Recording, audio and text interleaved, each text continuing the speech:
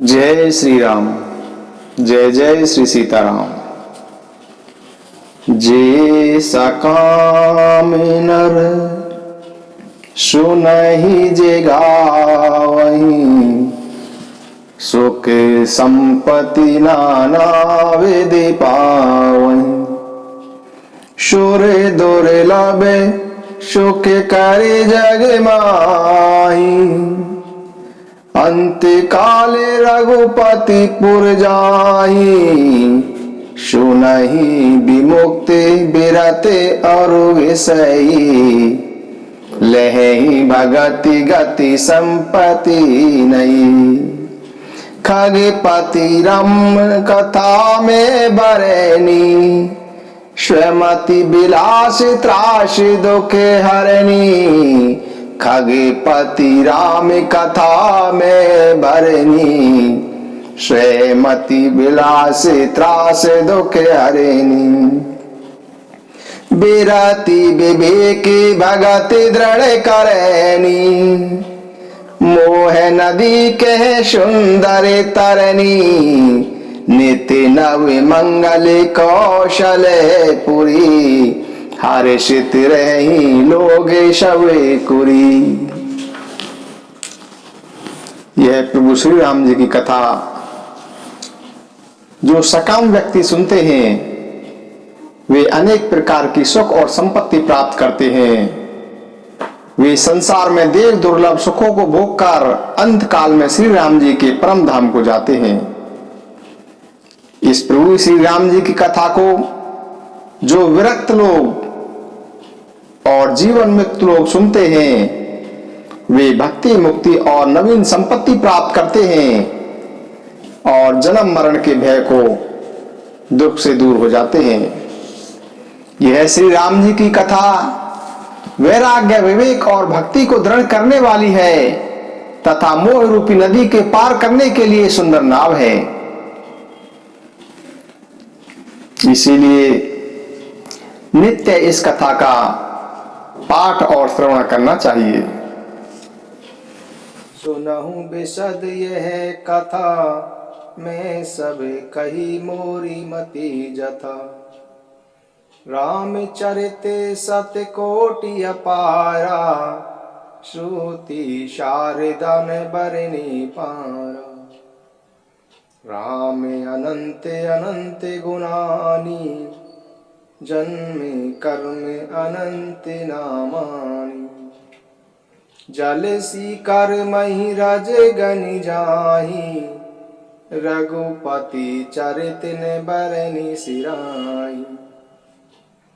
बिमल कथा हरि पद दायनी, भगति होई सुनि अने पायनी। उमा कहूँ सब कथा सुहाई, जो भुषुंडी खगपति सुनाई। कछुक राम गुण कहूँ बखानी, अब का कहूँ सो कहूँ भवानी। सुनी शुभ कथा उमा हर्षानी, बोली अति विनीति मृदुबानी। धन्य धन्य में धन्य पुरारी, सुने हूँ राम गुण भव बिहारी। तुमरी कृपा कृपाए तन, अविकृत्य कृत्य न मोहे। जानेऊ राम प्रताप प्रभु चिदानंद संदोहे। नाथ तवानन शशि स्रवत, कथा सुधा रघुवीर। श्रवण पुटन मन मान करी, नहीं अगात मति धीर। राम चरित जे सुनत अगाही, रस विशेष जाना तिनि नाही। जीवन मुक्ति महामुनि जेऊ, हरि गुण सुनहि निरंतर तेऊ। भव सागर चह पार जो पावा, राम कथा ता कह दृढ़ नावा। विषय ने कह पुनि हरि गुण ग्रामा, श्रवणे सुखद और मन अभिराम। श्रवणवंत अस को जग माही, जाहि ने रघुपति चरित सुहाई। ते जड़ जीविन जात्मक घाती, जिन्हि ने रघुपति कथा सुहाती। हरि चरित्र मानस तुम पावा, सुनि में नाथ अमित सुख पावा। हरि चरित्र मानस तुम गावा, सुनि में नाथ अमित सुख पावा। तुम जो कहिए कथा सुहाई, काके भूषण गरुण प्रति गाई। बिरति ज्ञान विज्ञान दृढ़, राम चरण अति नेह। भायस तन रघुपति, भगति मोहि परम संदेह। नर सहस्त्र में सुनहु पुरारी, को एक होई धर्म व्रत धारी। धर्मशील कौटिक में कोई, विषय विमुख विराग रत होई। कोटि विरक्त मध्य श्रुत कहि, सम्यक ज्ञान सकत को लहि। ज्ञानवंत कोटिक में हूँ कोई, जीवन मुक्त सकत जग सो। तीन सहस्त्र महु सब सुख खानी, दुर्लभ ब्रह्मलीन विज्ञानी। धर्मशील विरक्त और ज्ञानी, जीवन मुक्त परम ब्रह्म पानी। धर्मशील विरक्त और ज्ञानी, जीवन मुक्त ब्रह्म पर प्राणी। सबते सो दुर्लभ सुर राया, राम भगति रत गति मद माया। सो हरि भगति काग किमि पाई, विश्वनाथ मोहि कहूँ बुझाई। राम परायण ज्ञान रत, गुनागार मति धीर। नाथ कहु के कारण पायऊ काके शरीर। यह प्रभु चरित पवित्र सुहावा, कहु कृपाल काग कह पावा।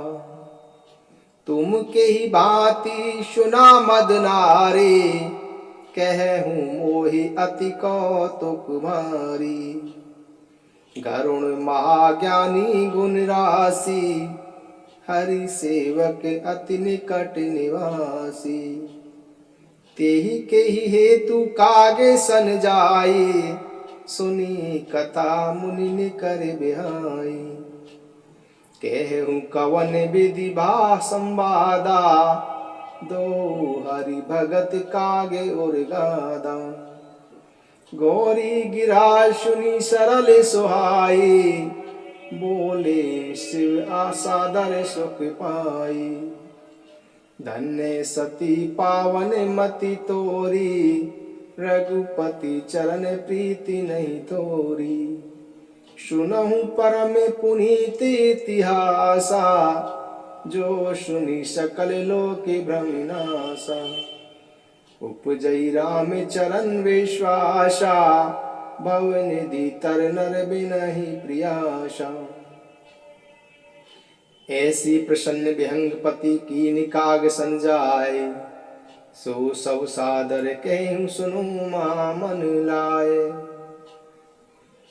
मैं जिमि कथा सुनि भव मोचनी, सो प्रसंग सुनु सुमुख सुलोचनी। प्रथम दक्ष गृह तब अवतारा, सती नाम तब रहा तुम्हारा। प्रथम दक्ष गृह तब अवतारा, सती नाम तब रहा तुम्हारा। दक्ष यज्ञ तब भाप माना, तुम अति क्रोध तजे तब प्राणा। मम अनुचरण की निमक भंगा, जानहु तुम सो सकल प्रसंगा। तब अति सोच भयउ मन मोरे, दुखी भयउ वियोग प्रिय तोरे। सुंदर बन गिरि शरित तड़ागा, कौतुक देखत फिरहु बिरागा। गिरीशु मेरे उत्तर दिश दूरी, नीली शैल एक सुंदर भूरी। ताशु कनक में शिखर सुहाए, चारी चारु मोरे मन भाए। तिन पर एक एक बिटप विशाला, बट पीपर पाकरी रसाला। सैलो परिशर सुंदर शोभा, मनी सोपान देखी मन मोहा। शीतल अमल मधुर जल, जलज विपुल बहुरंग। कुजत कुलरव हंस गन गुंजत मंजुल भृंग। तेहि गिरि रुचिर बसई खग सोई, तासु नास कल्पांत न होई। माया कृत गुण दोष अनेका, मोह मनोज आदि अविवेका। रहे व्यापी समस्त जग माही, तेहि गिरि निकट कबहु नहीं जाई। तेहि बस हरि भजहि जिमि कागा, सो सुनु मा सहित अनुरागा। पीपर तरु तर ध्यान सुधरई, जागे जग पाकर तर करई। आब चाहे कर मानस पूजा, तजी हरि भजन काजु नहीं दूजा। बर तर कह हरि कथा प्रसंगा, आवै सुनहि अनेक बिहंगा। राम चरित्र विचित्र विधि नाना, प्रेम सहित कर सादर गाना। सुनहि सकल मति विमल मराला, सही निरंतर जेते ही ताला। जब मैं जाई सो कौतुक को देखा, उर उपजा आनंद विशेषा। तब कछु काल मराल तनु, धरि के कीन पृग निवास। तब कछु काल मराल तनु, धरि तेह कीन निवास। सादर सुनि रघुपति गुण, पुनि आयउ कैलास। गिरिजा कहूँ सो सब इतिहासा, मैं जेहि समय गयऊँ खग पाशा। अब सो कथा सुनहु जेहि हेतु, गयऊँ काके पहि खग कुल केतु।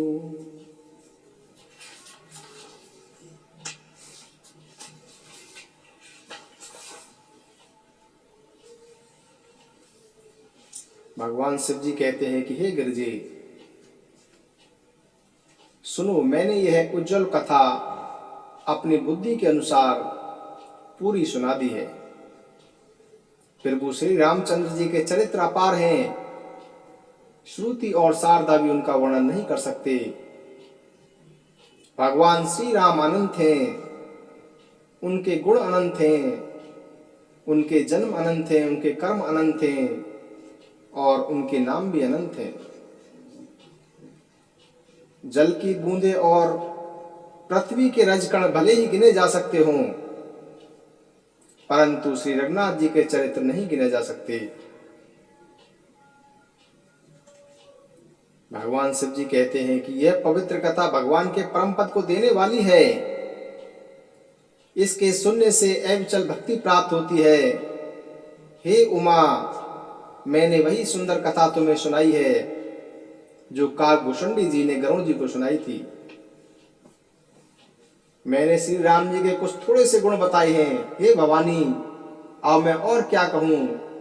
श्री राम जी की मंगलमयी कथा सुनकर पार्वती जी प्रसन्न हुई और विनम्र तथा कोमल वाणी में बोली कि हे त्रिपुरारी, मैं धन्य हूं जो मैंने जन्म मृत्यु के भय को हरण करने वाली श्री राम जी के गुण सुने।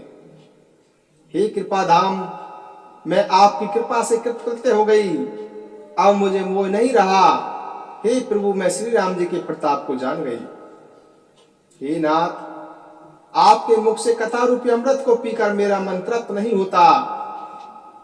हे प्रभु, जो श्री राम जी के चरित्र सुनते सुनते तृप्त हो जाते हैं, समझो उन्होंने रामचरित्र का विशेष रस जाना ही नहीं। जीवन मुक्त महामुनि भी भगवान के गुण निरंतर सुनते रहते हैं। जो संसार रूपी सागर से पार पाना चाहता है, उसके लिए तो श्री राम जी की कथा दृढ़ नौका के समान है। श्री हरि के गुण तो विषयी लोगों के कानों में सुख तथा मन को आनंद देने वाले हैं। ऐसे कौन है जिन्हें श्री रघुनाथ जी की कथा नहीं सुहाती? वे मूर्ख जीव तो अपनी आत्मा की हत्या करने वाले हैं। हे नाथ, आपने श्री रामचरितमानस का गान किया, मैंने उसे सुनकर अपार सुख पाया। आपने जो यह कथा की, यह सुंदर कथा काकभूषणी जी ने गरुड़ जी से कही थी, तो कोए का शरीर पाकर भी काकभूषणी वैराग्य, ज्ञान और विज्ञान में दृढ़ है। श्री राम जी के चरणों में उनका अत्यंत प्रेम है और उन्होंने श्री रघुनाथ जी की भक्ति भी प्राप्त है। इस बात में मुझे संदेह हो रहा है। हे त्रिपुरारी, हजारों मनुष्यों में कोई एक धर्म के व्रत का धारण करने वाला होता है और करोड़ों धर्मात्मा में कोई एक विषय का त्यागी और वैराग्य परायण होता है। वेद और पुराण कहते हैं कि करोड़ों विरक्तों में कोई एक ही यथार्थ ज्ञान को प्राप्त कर पाता है और करोड़ों ज्ञानियों में भी कोई एक ही जीवन मुक्त होता है। संसार में कोई विरला ही जीवन मुक्त होगा और हजार जीवन मुक्तों में से सब सुखों की खान ब्रह्म में लीन ज्ञानी व्यक्ति पुरुष और भी दुर्लभ है। धर्मात्मा, वैरागी, ज्ञानी, जीवन मुक्त और ब्रह्मलीन, इन सब में भी वह प्राणी अत्यंत दुर्लभ है जो मद और माया से रहित होकर श्री राम जी की भक्ति में निरत हो। हे विश्वनाथ, ऐसी दुर्लभ हरि भक्ति कोई को कैसे मिल गई, यह मुझे समझाकर बताइए। हे नाथ, ऐसे श्री राम परायण, ज्ञानी, गुणधाम और धीर बुद्धि काकभूषणी जी को कौवे का शरीर कैसे प्राप्त हुआ? किस कारण से उनको कौवे का शरीर मिला? हे कृपालु, बताइए उस कौवे को प्रभु का यह पवित्र और सुंदर पवित्र चरित्र कहां से मिला? हे कामदेव के शत्रु, यह भी बताइए कि आपने इसे किस भांति सुना? मुझे बड़ा कौतूहल हो रहा है। गरुड़ जी तो महान ज्ञानी, सद्गुणों की खान, श्री हरि के सेवक और उनके वाहन भी हैं। उन्होंने मुनियों को छोड़कर उस कोए से जाकर हरि कथा किस लिए सुनी? मुझे तुरंत बताइए कि काकभूषणी और गरुड़, इन दोनों हरि भक्तों की बातचीत किस प्रकार हुई? पार्वती जी की सरल सुंदर वाणी सुनकर शिव जी आदर पूर्वक बोले कि हे पार्वती, तुम धन्य हो, तुम्हारी बुद्धि अत्यंत पवित्र है। श्री रघुनाथ के चरणों में तुम्हारा अत्यधिक प्रेम है। अब वह परम इतिहास सुनो, जिसे सुनने से लोक के सारे भ्रम का नाश हो जाता है तथा श्री राम जी के चरणों में विश्वास उत्पन्न होता है और व्यक्ति बिना ही परिश्रम संसार रूपी समुद्र से तर जाता है। गरुड़ जी ने भी काकभूषणी जी से ऐसे ही प्रश्न किए थे। हे उमा, मैं वह सब आदर पूर्वक बताऊंगा, तुम ध्यान पूर्वक सुनो। मैंने वह जन्म मृत्यु से छुड़ाने वाली जो कथा सुनी है, हे सुमुखी, वह प्रसंग तुम भी सुनो। पहले तुम्हारा अवतार दक्ष के घर में हुआ था और तब तुम्हारा नाम सती था। जब दक्ष के यज्ञ में तुम्हारा अपमान हुआ, तब तुमने क्रोध करके अपने प्राण त्याग दिए थे और फिर उस यज्ञ को विध्वंस कर दिया गया था। वह सारा प्रसंग तो तुम जानती ही हो। मेरे मन में उस समय बहुत सोचा और मैं तुम्हारे वियोग से दुखी हो गया। तब मैं विरक्त भाव से वन, पर्वत, नदी और तालाबों को देखता फिरता था। सुमेरु पर्वत की उत्तर दिशा में बहुत दूर एक अत्यंत ही सुंदर नील पर्वत है, जिसके सुंदर स्वर्ण में शिखरों से 4 सुंदर शिखर मेरे मन को बहुत अच्छे लगे। उन शिखरों पर बरगद, पीपल, पाकर और आम के एक एक विशाल वृक्ष थे। उस पर्वत के ऊपर एक सुंदर तालाब था, जिसकी मणियों से बनी सीढ़ियां देखकर मेरा मन मोहित उठा। उसका जल शीतल, निर्मल और मीठा था तथा उसमें रंग बिरंगे कमल खिले हुए थे। हंस मधुर स्वर में बोल रहे थे और भंवरे गुंजार कर रहे थे। उसी पर्वत पर काकभूषणी रहता था। उसका नाश कल्प के अंत में भी नहीं होता। मायाकृत अनेक गुण दोष, मोह, काम आदि अविवेक जो सारे संसार में छाए हुए हैं, उस पर्वत के पास कभी नहीं भटकते। वहां पर काक जिस प्रकार हरि का भजन करता है, हे उमा, उसे सुनो। वह काक पीपल वृक्ष के नीचे ध्यान लगाता है, पाकर के नीचे जप व यज्ञ करता है, आम की छाया में मानसिक पूजा करता है, क्योंकि श्री हरि के भजन को छोड़कर उसे दूसरा कोई काम ही नहीं है। बरगद के नीचे वह श्री हरि की कथा सुनाता है। वहां अनेक पक्षी कथा सुनते हैं। वह रामचरित्र को नाना प्रकार से प्रेम सहित आदर पूर्वक सुनाया करता है। सब निर्मल बुद्धि वाले हंस जो उस तालाब पर रहते हैं उसे सुनते हैं। जब मैंने वहां जाकर यह दृश्य देखा तो मेरे हृदय में विशेष आनंद उत्पन्न हुआ। तब मैं हंस का शरीर धारण कर कुछ समय वहीं रहा और आदर पूर्वक श्री रघुनाथ जी के गुणों को सुनकर फिर कैलाश को लौट आया। हे गिरिजे, आओ मैंने यह सब कथा तुम्हें कह सुनाई जब मैं काकभूषणी के पास गया था। आओ वह कथा भी सुनो जिस कारण से गरुड़ जी उस काक के पास गए थे। जब श्री रघुनाथ जी ने ऐसी लीला की कि जिसका स्मरण करने से मुझे लाज आती है, मेघनाद के हाथों अपने आप को बंधवा लिया, तब नारद मुनि ने गरुड़ जी को वहां भेजा। गरुड़ जी ने प्रभु श्री राम जी के बंधन काट दिए और तब गरुड़ जी के हृदय में बड़ा विषाद उत्पन्न हुआ। प्रभु के बंधन को स्मरण करके गरुड़ जी अनेक प्रकार से विचार करने लगे कि जो व्यापक विकार रहित वाणी के पति और माया मोह से परे परमेश्वर हैं। मैंने सुना था कि उन्होंने संसार में अवतार लिया है, पर मैंने उस अवतार का कोई प्रभाव नहीं देखा। जिनका नाम जपकर मनुष्य संसार के बंधन से छूट जाते हैं, उन्हीं राम को एक तुच्छ राक्षस ने नागपाश से बांध लिया। गरुड़ जी ने अनेक प्रकार से अपने मन को समझाया, पर गरुड़ जी को ज्ञान नहीं हुआ। उनके हृदय में भ्रम हो गया और दुखी होकर कुतर्क के कारण वे भी तुम्हारी ही भांति मोहवश हो गए। और गरुड़ जी व्याकुल होकर देवऋषि नारद जी के पास गए और उनके मन का संदेश सुनकर नारद जी को अत्यंत दया आई और बोले कि हे गरुड़, श्री राम जी की माया बड़ी बलवान है, जो ज्ञानी के चित्त का भी हरण कर लेती है और उनके मन में भी मोह उत्पन्न कर देती है। उसने मुझे भी अनेक बार नचाया है। हे पक्षीराज, वही माया आपको भी दुख दे रही है। हे गरुड़, आपके हृदय में जो मोह उत्पन्न हो गया है, यह मेरे समझाने से भी नहीं मिटेगा। अतः आप ब्रह्मा जी के पास जाइए और वहां जैसा आदेश मिले आप वैसा ही कीजिए। ऐसा कहकर देवऋषि नारद जी श्री राम जी का गुणगान करते हुए और श्री हरि की माया का वर्णन करते हुए चले गए। तब पक्षीराज गरुड़ ब्रह्मा जी के पास गए और उन्होंने अपना संदेह ब्रह्मा जी को कह सुनाया। उसे सुनकर ब्रह्मा जी ने श्री रामचंद्र जी को सिर नवाया। उनके प्रताप को जानकर अत्यंत आनंदित हुए। ब्रह्मा जी मन में विचार करने लगे कि कवि कोविद और ज्ञानी माया के सभी वशीभूत हैं। भगवान की माया ने मुझको अनेक बार नचाया है।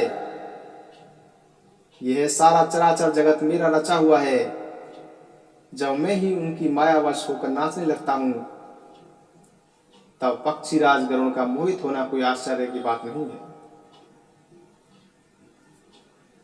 फिर ब्रह्मा जी बोले कि श्री राम जी की महिमा को महादेव जी जानते हैं।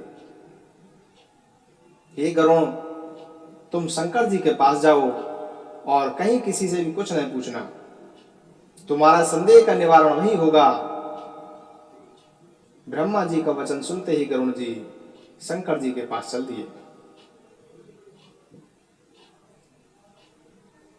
भगवान शिव जी कहते हैं कि तब गरुड़ जी बड़े ही आतुर होकर मेरे पास आए। हे उमा, उस समय मैं कुबेर के घर जा रहा था और तुम कैलाश पर थी। गरुड़ ने आदर पूर्वक मेरे चरणों में सिर नवाया और फिर मुझे अपना सारा संदेह कह सुनाया। हे भवानी, उनकी विनती और कोमल वाणी सुनकर मैंने उनसे कहा कि हे गरुड़, तुम मुझे रास्ते में मिले हो, मैं तुम्हें किस प्रकार से समझाऊं। तुम्हारे सब संदेहों का निवारण तभी होगा जब दीर्घ काल तक सत्संग किया जाए और सत्संग में सुंदर हरि कथा सुनी जाए, जिसे मुनियों ने अनेक प्रकार से गाया है और जिसके आदि मध्य और अंत में भगवान श्री रामचंद्र जी ही प्रतिपाद हैं। हे भाई, जहां प्रतिदिन हरि कथा होती है, मैं तुम्हें वहीं भेजता हूं, तुम जाकर उसे सुनो। उसे सुनते ही तुम्हारा सब संदेह दूर हो जाएगा और श्री राम जी के चरणों में प्रीति भी हो जाएगी। सत्संग के बिना प्रभु की कथा सुनने को नहीं मिलती। उसके बिना मोह नहीं नष्ट होता और मोह के नष्ट हुए बिना श्री रामचंद्र जी के चरणों में दृढ़ प्रेम नहीं होता।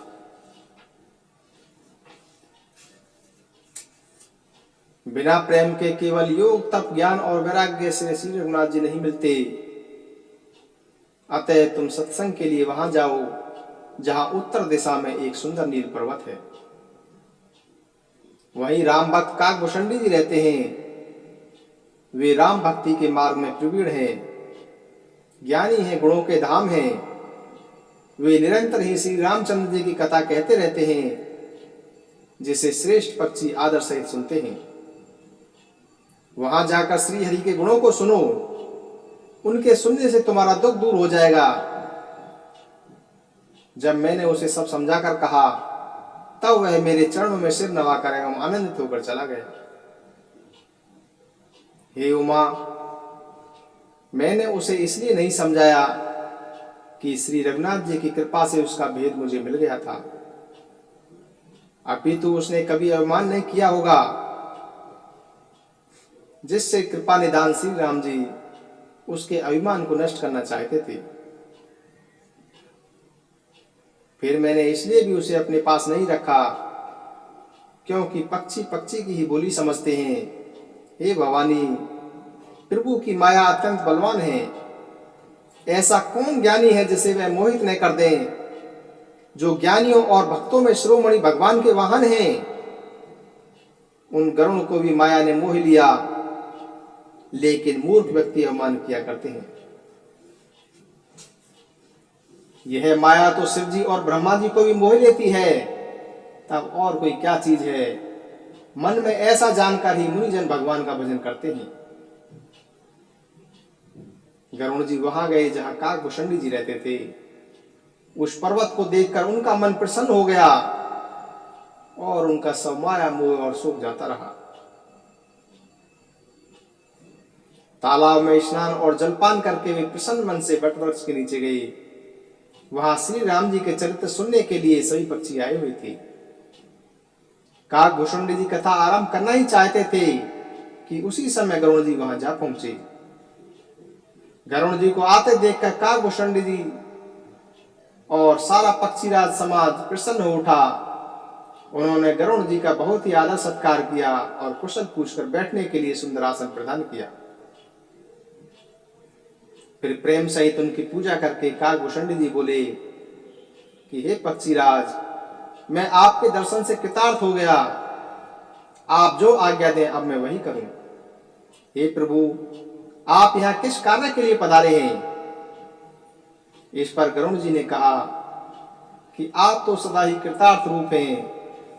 आपकी बड़ाई तो स्वयं शंकर जी ने भी की है। हे तात, मैं यहाँ पर जिस लिए आया था वह सब तो यहाँ आते ही पूरा हो गया और आपके दर्शन भी प्राप्त हो गए। आपका यह परम आश्रम, पवित्र आश्रम देखकर मेरा मोह, संदेह और अनेक प्रकार के भ्रम नष्ट हो गए। अब आप मुझे श्री राम जी की अत्यंत पवित्र, सदा सुख और दुख का नाश करने वाली वह कथा सुनाइए। मैं बार बार आपसे यही प्रार्थना करता हूं। गरुड़ जी की विनम्र, सरल, प्रेम युक्त और सुखप्रद और पवित्र वाणी सुनते ही काकभूषुंडी जी के मन में परम उत्साह हुआ और वे श्री रघुनाथ जी के गुणों की कथा कहने लगी।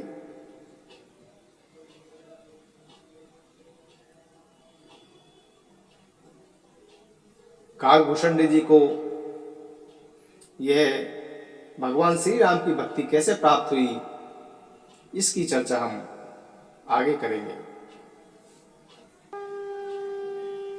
श्री राम जय राम, जय जय राम। सिया राम जय राम, जय सिया राम। सिया राम जय राम, जय सिया राम। सिया राम जय राम, जय सिया राम। सिया राम जय राम, जय सिया राम। श्री राम जय राम, जय जय राम। श्री राम जय राम, जय जय राम।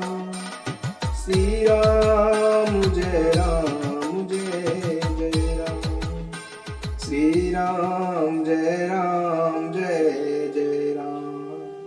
श्री राम जय राम।